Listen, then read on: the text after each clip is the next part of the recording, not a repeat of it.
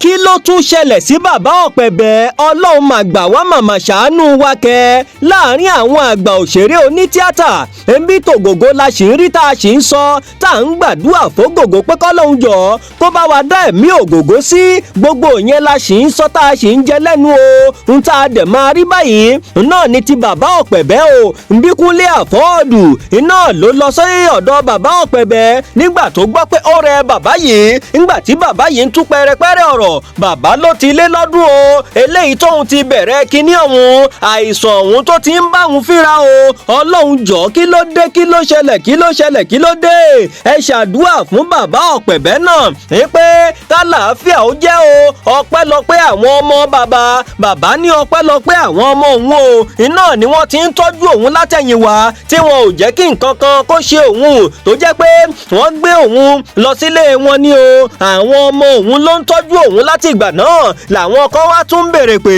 ibo ni bàbá Opebe wà. Àwọn kan tiẹ̀ ní bóyá wọ́n ti jí bàbá Opebe gbé ni o. Àṣé pé wọn ò jí bàbá gbé ọ̀dọ̀ àwọn ọmọ wọn ni wọ́n wà dípò kí wọ́n wà nílé wọn ni o. Àwọn ọmọ ò ṣáà ní máa wò wọ́n níran kí nǹkan ṣe bàbá wọn làwọn ọmọ fi mọ́ bàbá mọ́ra o. Ìṣe ni kẹ́ ẹ ṣàdúrà fún bàbá Opebe. Ọlọ́run ọba jọ̀ọ́ bó o ṣe ń fún Ògògó ní àlàáfíà bẹ́ẹ̀ ni kó o ṣe máa fún bàbá Opebe lálàáfíà o. Torí pé tá a bá ń sọ̀rọ̀ nípa àwọn eléré orí ìtàgé èyí tó mú kí kékeré wa ó dùn èyí tí wọ́n ṣe dáadáa púpọ̀ èyí tí wọ́n pa wá lẹ́rìn gbà èyí tí wọ́n dẹ̀rín pẹ̀kẹ́ wa bàbá Opebe náà jẹ́ ọ̀kan pàtàkì èyí tá ò ní gbàgbé lórílẹ̀‐èdè Nàìjíríà. Àfàwọn tí ò bá mọ̀ ní ò mọ̀ ṣùgbọ́n ẹni tó mọ̀ ẹ jẹ́ káwọn tí ò mọ̀ kán mọ̀ o wípé bàbá Opebe lára àwọn tó dẹ̀rín pẹ̀kẹ́ wa dáadáa ni o. tó bá ti ṣọwọ́ yẹn báyìí oníbọ̀ ti máa ń ṣọwọ́ bí ìgbà tọwọ́ ń dùn wọ́n oníbọ̀ ṣe máa gbé kọ́ báyìí àfi bí ọkọ́ tó bá ti ṣe kinní ọ̀hún pẹ̀lú àwọn ọ̀rọ̀ ẹnu wọn eléyìí tó jẹ́ pé àgbọ́rẹ̀ ní tàkìtì ni o. Àwọn bàbá yìí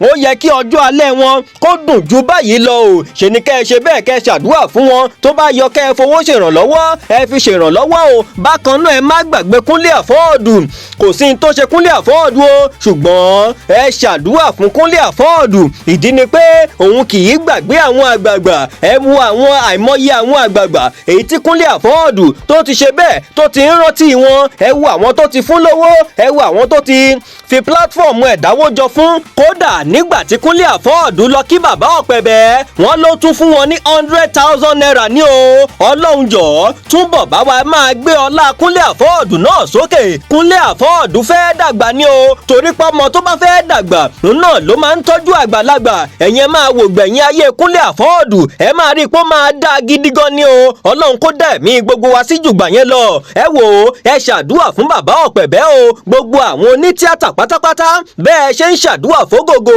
àríbi tẹ́ ẹ ti ń ṣàdúrà tẹ́ ẹ kóra yín jọ ìyẹn fún tògògó. Ìṣe ni kẹ́ ẹ rántí bàbá Opebe náà ẹ dákun torí Ọlọ́run o. Àìsàn ò ní dè wá mọ́lẹ̀ àìsàn ò ní dè gbogbo ẹni tó ń wo fídíò yìí gbogbo ẹni tó máa láìkì kọ́mẹ̀ntì share àtẹni tó máa ṣàdúrà fáwọn bàbá yìí ní comment section. Àìsàn ò ní dè yín mọ́lẹ̀ o àìsàn ò ní dè mí náà mọ́lẹ̀ àìsàn ò ní dè gbogbo wa mọ́lẹ̀ lágbára Ọlọ́run ọba o. Ayọ̀bámi Akínládé lórúkọ tèmi o ẹ ṣeun púpọ̀.